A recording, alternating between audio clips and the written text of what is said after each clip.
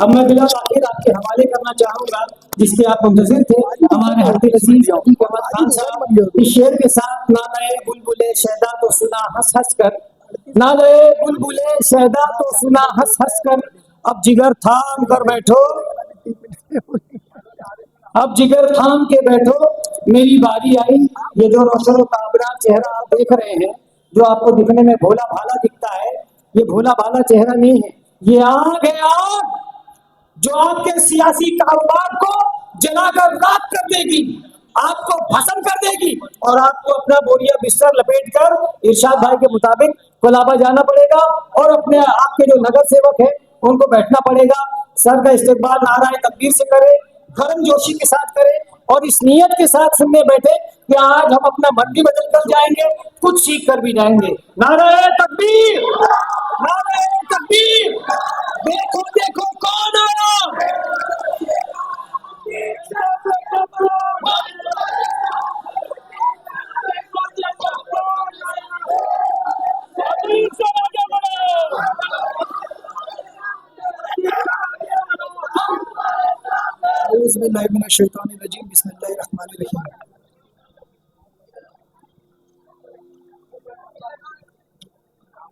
Stage पे तशरीफ फरमा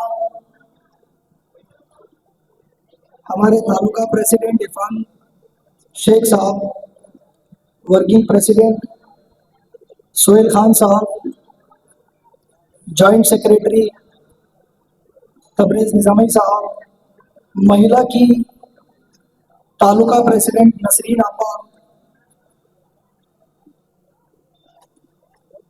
यूथ के प्रेसिडेंट इफ़हाम भाई, वार्ड प्रेसिडेंट आसिफ भाई, इज्जत माब, उलमा इकराम, सामने खड़ी जिंदा दिल अवाम, अस्सलाम वालेकुम, जय भीम, जय भीम। आप लोगों के मन में बहुत डाउट चलता होगा जब हम लोग ये नारा देते हैं जय भीम जय भीम, तो डाउट चलता है ना। लेकिन बाखुदा गोवंडी के रोड नंबर 5 से मैं आपको फ्यूचर बताता हूँ इंशाअल्लाह। ये हमारा कयास है, एनालिसिस है कि आने वाला वक्त भारत देश के अंदर मुसलमान और दलित भाइयों का मिलकर होगा। इसीलिए नारा जोरदार बुलंद करो ताकि जितनी फासिस्ट ताकतें हैं उनको डर लगना चाहिए जब मुस्लिम और दलित भाई एक स्टेज पर आएंगे। जय भीम, जय भीम, जय भीम। डॉक्टर बाबा साहब अम्बेडकर का संविधान, डॉक्टर बाबा साहब अम्बेडकर ने जो संविधान बनाया, उसी संविधान ने हमें राइट्स दिया है कि हम इस देश के अंदर मुसलमान रहें। Article 25, 26, 27, 28 right to religion, fundamental rights हैं। आप मुसलमान रह सकते हैं, इस्लाम को प्रोपोगेट भी कर सकते हैं, जिस फॉर्म में मना नहीं किया गया उस फॉर्म में आप प्रोपोगेट भी कर सकते हैं, फैला भी सकते हैं, मस्जिद में जाकर नमाज परफॉर्म भी कर सकते हैं, फेथ भी रख सकते हैं और उसको जाहिर भी कर सकते हैं। ये सारे राइट्स आपको हिंदुस्तान की सरजमीन में किसने दिया? डॉक्टर बाबा साहब अम्बेडकर ने। ये हमारे लीडर हैं, इनको हिंदुस्तान का सबसे बड़ा लीडर असदुद्दीन ओवैसी मानते हैं और हम तमाम मजलिस वाले जो स्टेज पे बैठे डॉक्टर बाबा साहब अम्बेडकर को इस देश का सबसे बड़ा लीडर मानते हैं और आगे भी मानते रहेंगे। अब मैं आपको गोवंडी लेकर आऊंगा, लेकिन थोड़ी सी हिस्ट्री के बाद। सन 1600 में विलियम हॉकिंस नाम का एक अंग्रेज ब्रिटिश हिंदुस्तान आया था और हिंदुस्तान के अंदर मुगलिया सल्तनत थी। जहांगीर बादशाह उस वक्त के बादशाह थे जो अपनी अहलिया से पूछकर सारे डिसीजन लिया करते थे। आप गौर से सुनिएगा और गोवंडी में किस तरह से वो कनेक्ट होता है वो समझिएगा। अपनी अहलिया से पूछकर सारा फैसला लिया करते थे। विलियम हॉकिंस को बिजनेस ट्रेड करने का लाइसेंस देना चाहिए, उनको अलाउ करना चाहिए, नहीं करना चाहिए।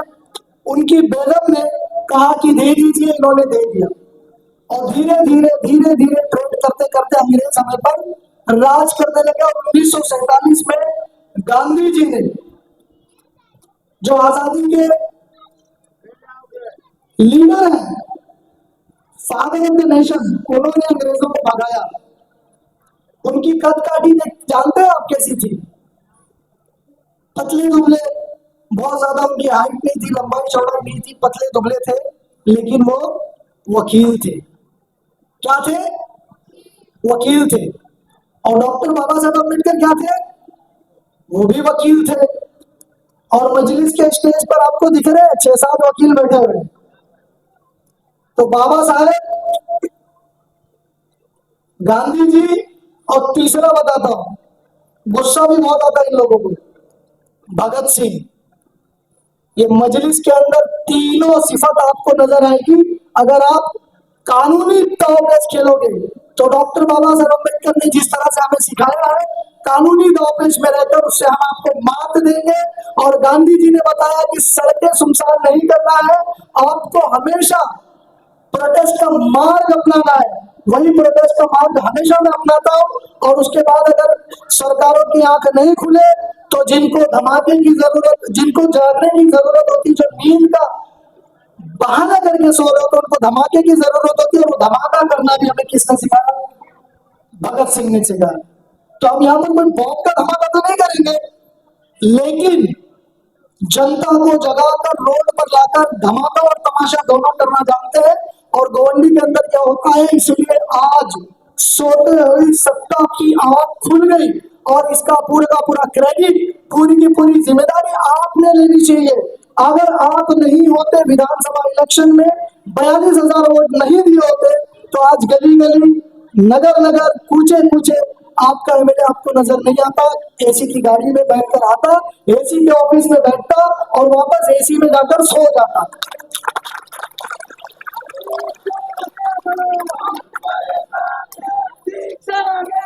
नहीं, नारों से कोई आगे नहीं बढ़ता दोस्त।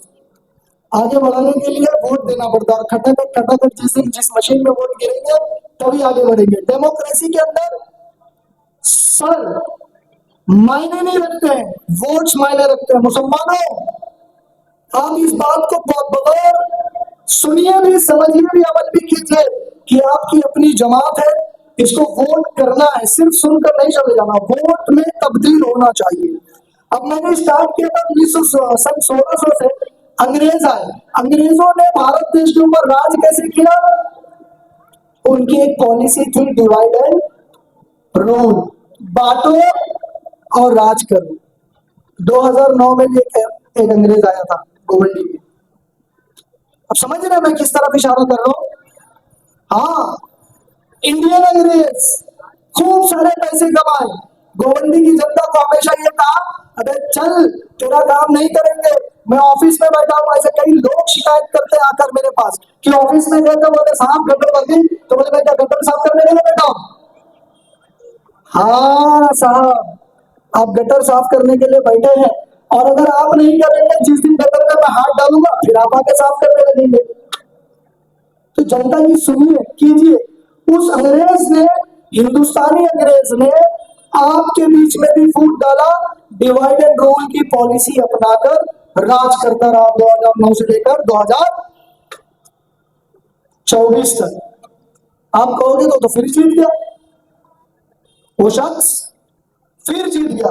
जीत तो गए, लेकिन 2024 से 29 आप राज नहीं करोगे, काम करोगे।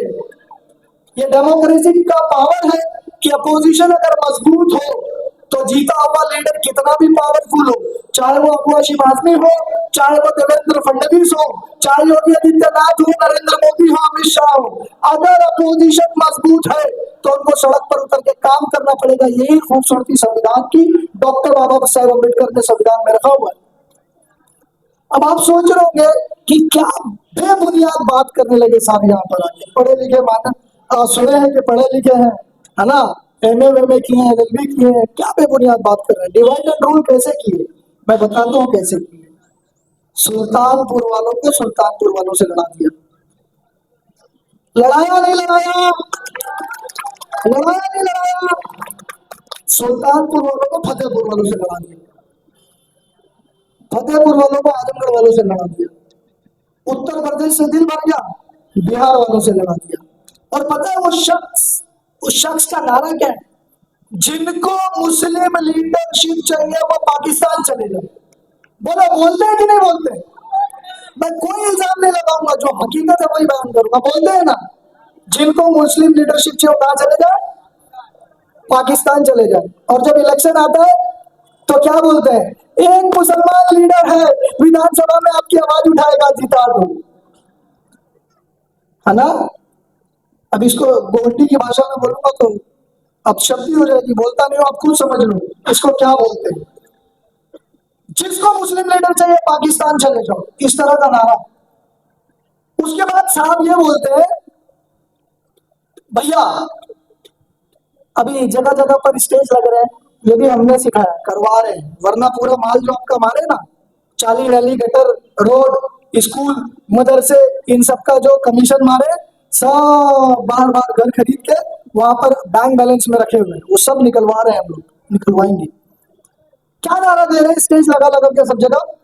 सब सुने होंगे आप लोग कि अब एक लोग आए हैं, एक जमात, एक पार्टी आई है जो मुसलमानों को बरगला रही है। किस नाम पर? तेरा मेरा रिश्ता क्या। हाँ, अल्लाह रसूल के नाम पर बरगला रही है। तो ये इनका खुला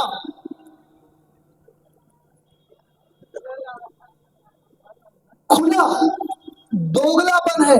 इलेक्शन में आकर मुसलमान हूं मुसलमान हूं मुसलमान हूं वोट मांगते हैं, इलेक्शन के खत्म होने के बाद, जीतने के बाद बोलते जिनको मुस्लिम लीडरशिप चाहिए वो चले जाए पाकिस्तान। और उसके बाद जगह जगह पर कॉर्पोरेशन इलेक्शन आया तो बोल रहे हैं कि मुस्लिम और मुसलमानों के जज्बातों को नारे लगाकर भड़काया जा रहा है। तो आप ये बात से अंदाजा लगाइए कि बीजेपी का दिल अपने सीने में कौन रख रहा है। वो जो अंग्रेजों की तरह कभी सुल्तानपुर वालों को बांट रहा है, कभी आजमगढ़ वालों को बांट रहा है, कभी गोंडा बस्ती के नाम पर, कभी उत्तर प्रदेश के नाम पर, कभी बिहार के नाम पर। ये बांटने की 2009 से 24 तक राजनीति चली, लेकिन आपके बीच में अल्हम्दुलिल्लाह मजलिस आई। सुल्तानपुर को भी है, आजमगढ़ को भी है, बस्ती गोंडा को भी है, फतेहपुर को भी है, महाराष्ट्र को भी है। और एक नारा देके तमाम मुसलमानों को एक करने का काम किया। और वो नारा क्या है? तेरा मेरा रिश्ता क्या। अरे तेरा मेरा रिश्ता क्या, ला इलाहा इल्लल्लाह। इससे भी उनको सबको तकलीफ हो गई, है ना? आप समझिए, क्रोनोलॉजी समझिए। हर दाढ़ी टोपी वाला मैं बड़ी जिम्मेदारी से कह रहा हूं, आपका मुसलमानों का हमदर्द नहीं हो सकता। किसी ने बहुत पैसे कमाए हैं और जब ईडी पीछे लगी तो मुसलमानों का ही सौदा कर दिया। ऐसे भी दाढ़ी टोपी वाले आपकी गोवंडी की गलियों में घूम रहे हैं, उनको पहचानिए, उनके मुंह मत लगिए, उनको जवाब मत दीजिए, उनको सिर्फ और सिर्फ जवाब सिर्फ एक चीज से दीजिए, आपके वोटों से। अगर आप वोट सही जगह करेंगे मेरे भाइयों तो आपकी फलाह होगी। अब आज हमारे स्टेज के ऊपर आप देखेंगे एससी समाज के एमडी डॉक्टर आकर बैठे हुए हैं, वकील आकर बैठे हुए हैं। आप कोई भी यहां से वहां तक मजमे में खड़े हो जाए और बता दे किसी का गुटखे का धंधा है, बता सकता है कोई? इस स्टेज पर कोई गुटखे वाला बैठा है? एमडी कोको ये सब तो बहुत दूर की बात है। लेकिन मैं फिर से कहता हूं, शायद मेरे कहने के बाद कुछ नेताओं को स्टेज पर आना बंद कर दिया जाए समाजवादी पार्टी में। आप गौर कीजिएगा, पुराने वीडियोस उठाकर देखिए, गुटखा बेचने वाले सबसे अगली सफ में बैठे होते हैं। मैं पूछता हूं समाजवादी पार्टी से कि गुटखा को आप नशा नहीं समझते हैं, जबकि गुटखा सबसे ज्यादा इस वक्त गोवंडी के अंदर कैंसर पैदा कर रहा है। यकीन ना हो तो टाटा हॉस्पिटल में चले जाइए, जिंदगियों की कोई कीमत कोई वैल्यू नहीं है। किसी का चेहरा यहाँ से फटा हुआ है, किसी की बीवी बिलक रही है, किसी के बच्चे कहीं पैर पकड़ रहे हैं, किसी की माँ कहीं रो रही है, और ये गुटखा बेचने वाले धड़ाधड़ धड़ाधड़ घर पे घर खरीदे चले जा रहे हैं। आपका दिल नहीं दुखता इन बातों के लिए कि आप जिम्मेदार नहीं है सवाल पूछने के लिए एमएलए साहब को कि गुटखा बेचने वालों को आप इतनी इज्जत क्यों देते हैं? मैं बताता हूं क्यों देते हैं। ये स्टेज जो लगा 40-45 हजार रुपए खर्च हुए होंगे। ये खर्च सोहेल भाई सुबह उठकर काम पर जाते हैं, कबरेज भाई दुकान पर जाते हैं, इरफान भाई काम करने जाते हैं। मैं 2 बजे से लेकर 6 बजे तक पढ़ाया हूं, पढ़ाने के बाद घर जाकर वापस यहाँ पर आया हूं। हम लोगों के पास हलाल रिस्क है, हलाल पैसे से कमाते हैं और वही पैसे थोड़े थोड़े करके, और आप लोगों में से आवाम में से बैठा कई ऐसे गयूर और हमारे हेल्प करने वाले लोग हैं जो 1000-500 रुपए देते हैं तब हम प्रोग्राम कर पाते हैं, और गुटखा बेचने वालों को इसलिए रखा जाता है कि वो बैनर लगाएंगे, ऐसे प्रोग्राम करेंगे साहब का। समझना पड़ेगा आपको, जो चाचा है वही भतीजा है, और देश का चौकीदार चोर तो है, हमारा चौकीदार बड़ा चोर है। डिबेट पर खुला चैलेंज, डेवलपमेंट पर खुला चैलेंज करता हूं कि आइए, आप नहीं आ सकते हैं, किसी अच्छे इंसान को भेजिए, किसको भी उठाकर भेज देते हैं, अंड बातें करते हैं वो लोग, मेरा वक्त 1.5 घंटा जाया कर देते हैं। किसी अच्छे इंसान को भेजिए, डेवलपमेंट पर डिबेट होगा। ये जो आप घर बना रहे हैं ना, 2 माला 3 माला 4 माला, इसको कहते हैं भाई आया तो डेवलपमेंट हो गया, बिल्डिंग बन गई, भाई आए तो फ्रीवे बन गया, अरे भाई आए तो तिलक नगर स्टेशन बन गया, भाई आ गए तो ये बन गया, भाई आ गए तो वो बन गया। आज भी गोवंडी 2009 में जब भाई आए थे, आप डेटा निकालिएगा, एवरेज लाइफ उस वक्त 46 थी। कितनी थी? 46 ईयर। तो एक आदमी 46 साल एवरेज लाइफ जीता है, कम थी मुंबई में सबसे, लेकिन पिछले 15-16 सालों में कितनी हो गई? 39 साल। ये डेवलपमेंट है आपका? इसको आप डेवलपमेंट कहते हैं? बिल्डिंगे, काम गिनाने वाला एक बंदा था, मैं तकरीर नहीं करना चाह रहा हूं, मैं आपको समझाना चाह रहा हूं। अगर आप नहीं समझेंगे आज, अगर आज आपने मौका नहीं दिया मजलिस को, आज आपने आपके बीच के ईमानदार और दयानतदार लोगों को मौका नहीं दिया, तो कल आपके बच्चे आपसे सवाल पूछेंगे, याद रखिएगा। जगह जगह स्टेज लगाकर क्या बखान बता रहे हैं? स्कूल की बिल्डिंग बन गई, स्कूल की बिल्डिंग बन गई। ये जो स्कूल बन रहा है ना, इसका आप वर्क ऑर्डर निकालिए, कब बनना था, कब खुलना था, जानबूझ के डिले किया जाता है। जबकि ये काम, स्कूल बनाना एमएलए का काम नहीं है, बीएमसी स्कूल है ना। बाथरूम बनाना एमएलए का काम नहीं है, किसका काम है? वो कॉर्पोरेटर का, बीएमसी का काम है। ये क्या करते हैं? ऑफिसर्स के साथ साठगांठ होती है। साठगांठ क्यों होती है थोड़ी देर में मैं बताऊंगा। ऑफिसर से इनका क्या रिश्ता है, ये रिश्ता इनका क्या कहलाता है। ये स्कूल जब बनने वाली होती है तो ये जाते हैं ऑफिसर्स के पास, कभी बनेगी, अभी बनेगी, 1 साल रुका दो, इलेक्शन करीब आएगा, नारियल फोड़ूंगा, उसकी क्रेडिट लूंगा, फिर लोगों को बताऊंगा इलेक्शन के बाद, देखो हमने स्कूल बना दिया। लेकिन बाखुदा बता रहा हूं, इसी जगह पर आपके कॉर्पोरेटर साहब, नहीं कॉर्पोरेटर साहब कहां से हो गए? आपको पता है आपके कॉर्पोरेटर का नाम क्या है? कितने लोगों को पता है वार्ड नंबर 138 के कॉर्पोरेटर का नाम क्या है?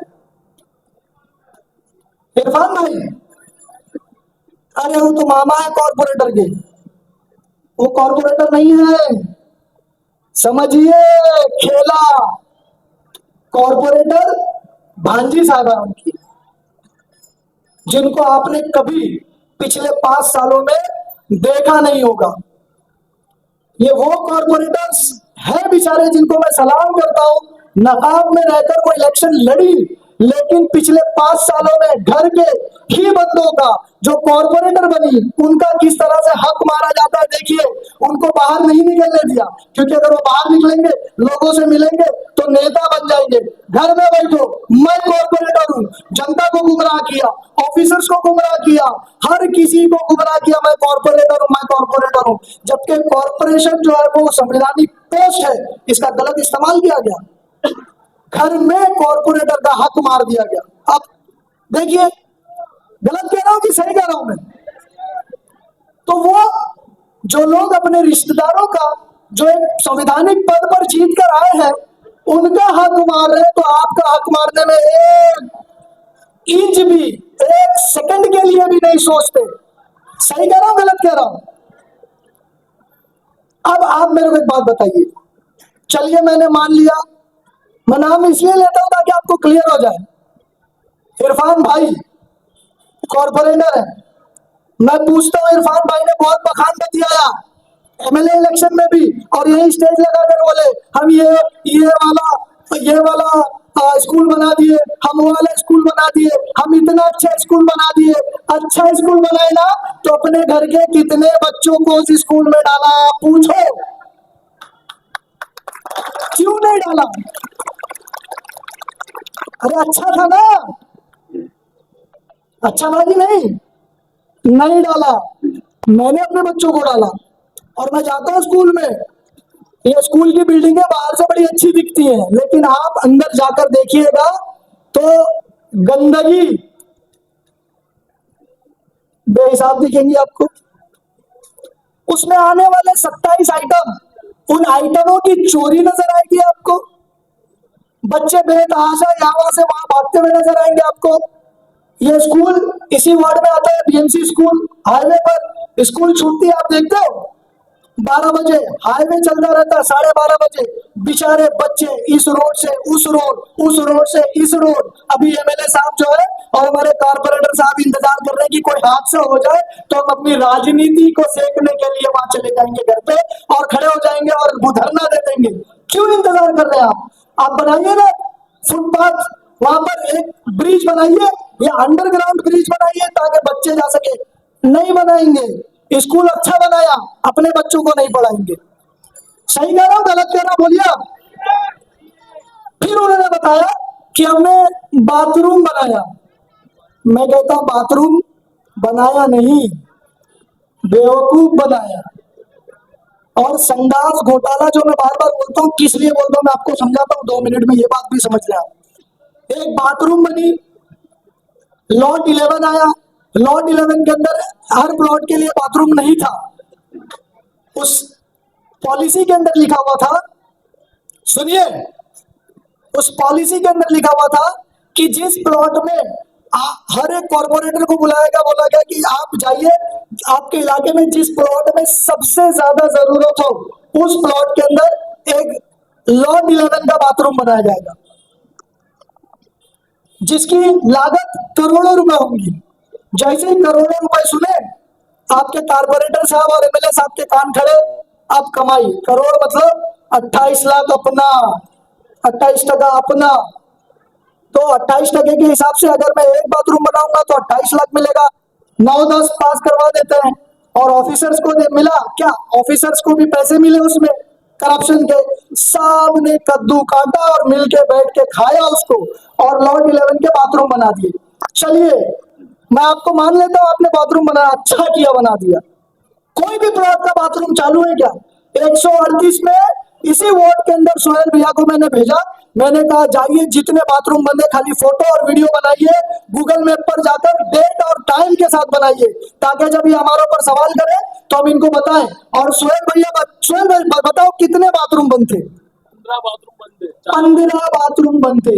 15 इंटू 28 लाख, सब मान गुणा, क्या हो गया? इतने में भी नहीं रुके कॉर्पोरेटर साहब और एमएलए साहब, इतने में भी नहीं रुके मेरे भाई। अब उस बाथरूम को लोकल जो संस्थाएं हैं उनको हैंडओवर कर देना चाहिए। करना चाहिए कि नहीं करना चाहिए? उन्होंने क्या किया, अपने पार्टी के ही अट्टे चट्टे बट्टे इन लोगों को जो कोई काम नहीं करते हैं, दिन रात खाली घूमते फिरते रहते हैं, उनके पेट्रोल के पैसे कहां से आते हैं, उनका घर कैसे चलता, सवाल पूछेंगे तो आपको गालियां भी देंगे। वो अभी मुझे गालियां दे रहे होंगे मन ही मन में, उनको दे दिया चलाने के लिए। अब उसने क्या किया, बेचारे किसी एक गरीब को, आपके वार्ड नंबर 138 में एक बिहार का गरीब आदमी आया, छोटे छोटे बच्चों को लान लेकर, उसमें सिर्फ उसके पास रिहाइश का इंतजाम नहीं था, इसलिए उसने उस बाथरूम को अपने हैंडओवर ले लिया, उस बाथरूम पे काम करने के लिए बैठ गया। अब पीछे का बाथरूम खुला है। आपको पता है इस रोड के मालिक है वो। जब हम प्रोग्राम करने जाते हैं तो ये कॉर्पोरेटर्स लाइट कटवाते हैं। जब हम प्रोग्राम करने जाते हैं तो पुलिस स्टेशन में फोन करके बोलते हैं इधर मत होने दो, उधर मत होने दो। ये सब रोड के भी मालिक है, प्लॉट के भी मालिक है, लेकिन बाथरूम के भी मालिक है।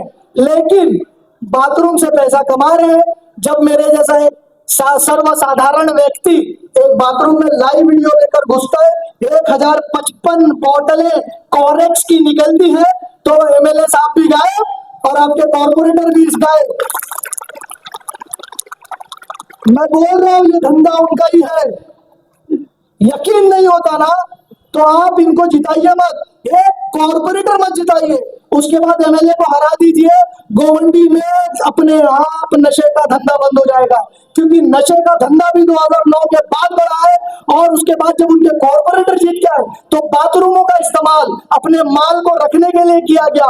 किसी बाथरूम के अंदर मैंने नहीं पकड़ा, एक तो मैंने पकड़ा, लेकिन आपको पता होगा वार्ड नंबर 137 के अंदर अब एक नगर सेवक जो भाग गए, दूसरे की गोद में बैठ गए, इनके ही थे और इनके ही एक नगर सेवक के प्लॉट में जाते हैं, दरवाजा खोलते हैं, क्या निकलता है? हाँ? अबे हयात गुटखा निकलता है भैया, गुटखा, है ना? फिर हम बोलते हैं कि ये कर रहे हैं, मानते नहीं है। अब पार्टी छोड़ दिए तो वो भी चिल्ला रहे हैं, क्या चिल्ला रहे हैं? कायदे मिल्लत फायदे मिल्लत। अब समझिए, उनको भी थोड़ा सा लपेट लूं। जब तक फायदा मिला, फायदे मिल्लत फुप्पा थे, फायदा खत्म, ये भी बोलने लगे कि कायदे मिल्लत फायदे मिल्लत, और अब वाशिम आदमी कितने गलत काम कर रहे हैं। बाखुदा बता रहा हूं, अगर इनको फायदा मिलना बंद हो जाए तो ये भी वही कहेंगे जो हम कह रहे हैं। तो हम जो कह रहे हैं वो आप मान लीजिए ना, क्यों इंतजार कर रहे हैं कि आपके बच्चों का भविष्य खराब हो जाए? मानेंगे कि नहीं मानेंगे? मानेंगे कि नहीं मानेंगे? और करप्शन बताता हूं साहब का मैं। 2009 में साहब आया ना, 2010 में एक सारे का सर्वे आया, पता है आपको? इटको बिल्डर, वही इटको बिल्डर किसका था? इनके बिल्कुल करीबी का, है ना? बिल्डर कौन था? इनके बिल्कुल करीबी था। इन्होंने क्या कराया? जबरन अब एक नगर सेवक बना, फिर वो नगर सेवक से हटा, फिर वो एमपी इलेक्शन लड़ा, फिर एमएलए इलेक्शन लड़ा, फिर इन्हीं की गोद में जाके बैठ गया। ऐसे आदमियों का इस्तेमाल किया गया, आपके दरवाजे पे भेजा गया, जबरदस्ती राशन कार्ड और आधार कार्ड लेकर इस्तेमाल किया गया। और इटको बिल्डर ने क्या किया? सर्वे किया, और उसके बाद आपके यहाँ डेवलपमेंट क्यों नहीं किया गया? क्योंकि ये एसआरए के प्रोजेक्ट बेच दिए जाए। और आज आपको पता होगा कि रमन मामा नगर, जाकिर हुसैन नगर, उमर खाड़ी का कई इलाका, अभी हमारे रफीक नगर, बाबा नगर और शांति नगर की बारी है। ये सारे इलाके सारे को साहब ने क्या किया? बेच दिया। क्या किया? बेच दिया। सिर्फ आपके बच्चों को नशा नहीं दिया, सिर्फ आपके बच्चों से तालीम नहीं छीनी, सिर्फ आपके गाड़ी कमाई से बनाए हुए घर पे कमीशन नहीं वसूला, सिर्फ आपके बच्चों को क्रिमिनल नहीं बनाया, उन्होंने आपको बेघर करने का भी पूरा इंतजाम कर लिया है। और आने वाले कुछ ही समय में, कुछ वक्त के बाद आपको इस बात का एहसास होगा कि मैंने कुछ यहाँ पर आकर कहा और वो बात सच थी।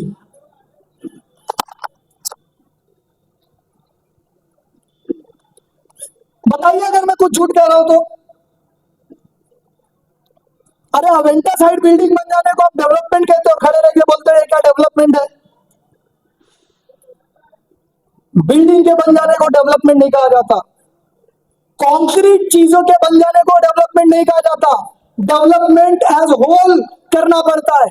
मैं एमए इकोनॉमिक्स में इसीलिए किया आसिम साहब कि आप इकोनॉमिकली बेवकूफ ना बनाए। फिर मैंने पॉलिटिकल साइंस में फिर एमए किया, जरूरत नहीं थी, क्योंकि आप पॉलिटिकली बेवकूफ ना बनाए। फिर अपने आप से उठाकर, उनके पास पैसे हैं, उठाकर लव लेटर भेजने शुरू कर दिए इनके वकीलों के द्वारा। झूठे झूठे केस में फंसाने की साजिशें और कोशिशें करने लगे। एलएलबी भी कर लिया। अब जो जो करेंगे वो पढ़ते जाएंगे, क्योंकि हम पढ़ने वाली कौम है और आगे बढ़ने वाली कौम है। इंशाअल्लाह गोवंडी का हर बच्चा पढ़ेगा और आगे बढ़ेगा, इनके झांसे में नहीं आएगा। बोलो बच्चों, पढ़ोगे कि नहीं पढ़ोगे? अपने तमाम नौजवानों से और बच्चों से एक वादा लेना चाहता हूं आज। जो लोग गुटखा खाते हैं, और बुजुर्गों से भी वादा लेना चाहता हूं, जो लोग पान बीड़ी सिगरेट गुटखा खाते हैं, बच्चों से, जो 18 साल के नीचे के बच्चे हैं, अल्लाह के वास्ते कोई भी उनको पान की दुकान पर गुटखा लेने, बीड़ी लेने, सिगरेट लेने, तंबाकू लेने, खैनी लेने नहीं भेजेगा। वादा करो आप नहीं भेजोगे। मतलब जिन लोगों ने वादा नहीं किया वो भेजने वाले, हाथ उठाकर वादा कीजिए माशाल्लाह। क्योंकि ये आप है, पहले गुटखे की दुकान पर बेचते हैं, पान बीड़ी की दुकान पर बेचते हैं, बच्चा पीता है, वहीं से लत लगती है। मेरे भाइयों, अल्लाह के वास्ते इस नस्ल को बर्बाद मत कीजिए। ये आरएसएस और यहूदियों का एक बड़ा चाल है कि आपकी नस्लों को बर्बाद कर दिया जाए दो तरीके से, और दोनों तीनों तरीके जो है गोवंडी के अंदर नजर आती है, लेकिन हमारे एमएलए साहब खामोश है। एक तो नशा बेहिसाब है, दूसरा रातों को देर तक जागना। होटल वाले मेरे भाइयों, आपसे मुझे कोई दुश्मनी नहीं है, लेकिन मैं खुला बोलकर जाता हूं कि अगर मैं एमएलए बन गया होता तो 11:30 से 12 बजे सारे होटल बंद होते, खाली टेक अवे घर ले जाकर खाइए चालू रखते, कोई भूखा नहीं सोता। क्योंकि गोवंडी की तमाम नौजवान नस्ल होटलों के बाहर रात को 12 बजे, 2 बजे, 3 बजे, मैं भी जाग लेता हूँ, देख लेता हूँ, मैं भी 3-3 बजे तक जाग रही है। उसके बाद ना कॉलेज जा रहे हैं, ना काम कर रहे हैं, नस्लें बर्बाद करने का काम किया जा रहा है। ये काम भी एमएलए साहब का है, समाज सुधारने का भी काम एमएलए साहब का है। बहुत सारे मुद्दे हैं दोस्तों, बहुत सारे मुद्दे। एक बालवाड़ी का मुद्दा लेता हूं मैं आपको। आपके कारपोरेटर साहब को समझता भी नहीं होगा बालवाड़ी। हाँ, पीछे से आवाज आ रही, खाली कॉर्पोरेटर साहब को मालवाड़ी समझता, बालवाड़ी नहीं समझता। तो जिनको मालवाड़ी नहीं समझती, जिनको मालवाड़ी समझती, उनका काम भारी भी जनता ही करने वाली है। करेंगे कि नहीं करेंगे आपके वार्ड नंबर 138 में पता लगाइए कितनी बालवाड़ी है। मेरे पास आरटीआई के पूरे कागजात रखे हुए, जिसको भी चाहिए आइए, आप हमारे ऑफिस पर आइए, मैं आपको बताता हूँ। एक तो 4, 6, 8 प्लॉट के बीच में एक भी बालवाड़ी नहीं है। सही कह रहा हूँ गलत कह रहा हूँ? लेकिन हर बाथरूम के बाहर आपको नशा करने वाले मिल जाएंगे, बालवाड़ी नहीं मिलेगी। पढ़ाई से दूर कर दिया। और बालवाड़ी के अंदर प्रेग्नेंट औरतों के लिए बहुत सारे पाउडर्स आते हैं, बेसन आता है, चना आता है, बच्चों के लिए क्रिकेट बैट आती है, फुटबॉल्स आते हैं, उनको इंगेज करने के लिए तरह तरह की प्लेइंग किट्स आती हैं। किसी बच्चे को जो अपने बालवाड़ी में बेचता मिलता है क्या? महीने में एक बार बुला के 2 पैकेट चला देते हैं। ये पैसा जाता कहाँ है? ये पैसा जाता कहाँ पूछिए। इसमें भी आपके कारपोरेटर साहब का कट है। कहां कहां गिराऊं मैं? इसी जगह पर 2017 में आके क्या बोले थे? मैं आपको कैंडिडेट दे रहा हूं, आपके गांव का दे रहा हूं, और ये कसम खा रहा हूं काबे की तरफ हाथ रख के कि अगर ये घर का पैसा लेगा तो मैं सुअर का गोश्त कहा था कि नहीं कहा था? बोलो। अरे वो नहीं ले रहा है, उसने चमचे रखे हुए हैं घरों के पैसे लेने के लिए। आप देखते होंगे, आपके सामने जो मोबाइल की दुकान चलाते थे, 6-6 घर खरीद लिए।